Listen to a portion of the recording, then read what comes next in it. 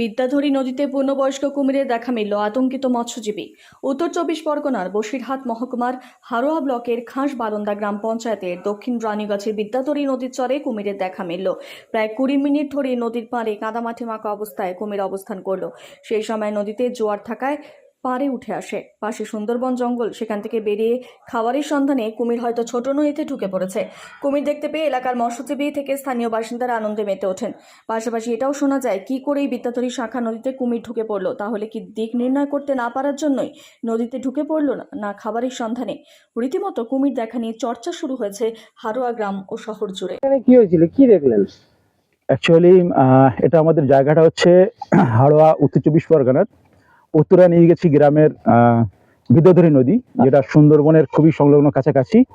তো কিভাবে জানি না, আজ পর্যন্ত কোনোদিন যেটা আমাদের চোখেই দেখিনি যেরকম একটা নদীতে কুমির এসে পৌঁছাবে। আজ সকাল 10টা থেকে কুমিরটাকে দেখতে পাচ্ছি আমরা। এরকম একটা জায়গায় কুমিরটা অবস্থিত ছিল অনেকক্ষণ ধরে, প্রায় সকাল 10টা থেকে ছিল। আচ্ছা, তো চলে গেছে মানে এই আধ ঘন্টা আগে, মানে আপনার প্রায় 3:30-এর দিকে চলে গেছে। আচ্ছা, 3:30 যাচ্ছে, এখন 3:30 বেজে গেছে, 3:30-এর দিকে চলে গেছে কুমিরটা।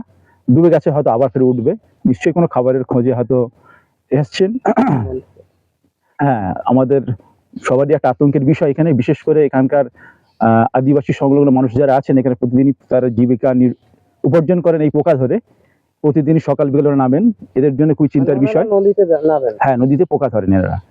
তো তাদের এই যাতে সমস্ত মানুষের আতঙ্কের বিষয়, যাতে সেই কুমিরটাকে ধরে বন দপ্তরের খবর দেওয়া হোক, আমরা চাইছি সবাই মিলে, এবং সেটা তার যথাস্থানে ভালো জায়গায় যদি পৌঁছানো যায় সেটার ব্যবস্থাটা করা হোক। তাহলে আপনি কি চাইছেন তার ঠিকানায় পৌঁছে দেওয়া হোক? অবশ্যই তার সেখানে ভালো জায়গায় পৌঁছে দেওয়া হোক, যেখানে বন দপ্তর চাইবেন যে কোথায় দিলে ভালো হবে, ঠিক সেখানে পৌঁছে দেওয়া হোক। এর আগে কোনোদিন এখানে দেখা গেছিল? না, এই পর্যন্ত আমরা যতদূর বড় হয়েছি এখন পর্যন্ত কোনোদিন কুমির দেখা যায়নি, কিন্তু আজকে হঠাৎ দেখা গেল। আপনার কি মনে হয় এটা কি জন্য আসতে পারে? যত সম্ভব তো অবশ্যই সুন্দরবন থেকে এসছে, কাছাকাছি সংলগ্ন এলাকা, নিশ্চয়ই কোনো খাবারের খোঁজে এসছে।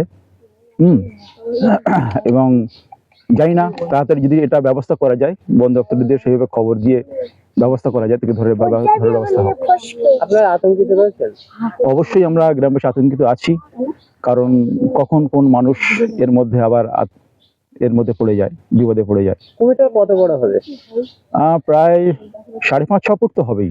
এটা কি পূর্ণবয়স্ক? আশা করছি পূর্ণবয়স্ক আছে।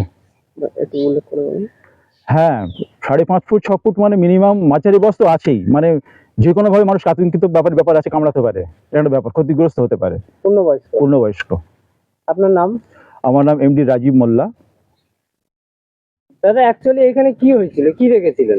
এখানে 4 ঘন্টা ধরে একটা কুমির ছিল। আচ্ছা, আমরা দেখে ভিডিও করেছি।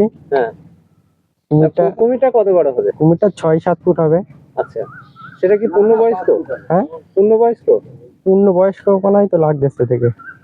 এটা কোথায়? এটা উত্তরা নিয়ে গেছি। আচ্ছা, আর দেখা গেছে কোথায়? বিদ্যাধরী নদীতে। আচ্ছা, এর আগে কোনোদিন দেখেছেন? না, এই প্রথমবার দেখেছি আমরা। এটা কি দেখে আতঙ্কিত লাগবে? আতঙ্কিত তো লাগছে, মানুষ একটু সতর্ক হচ্ছে। আচ্ছা, ভয় পাচ্ছে। আপনি কখন দেখতে পেয়েছিলেন? আমি 10টা 10:30টার দিকে একবার দেখেছি, আর 2:45-এ দেখেছি। আচ্ছা, তারপরে এখানে 4 ঘন্টা অবধি ছিল? 4 ঘন্টা থেকে ছিল। বন দপ্তরে খবর দিয়েছেন? হ্যাঁ, খবর তো দিয়েছি। বন দপ্তর আসছে। আপনারা এখন কি চাইছেন? আমরা এখন চাচ্ছি যে জিনিসটা ধরা হোক, মানুষ একটু সচেতন থাকুক। মানুষ একটু সচেতন থাকুক। হ্যাঁ। আপনার নাম? মুস্তাকিন মোল্লা।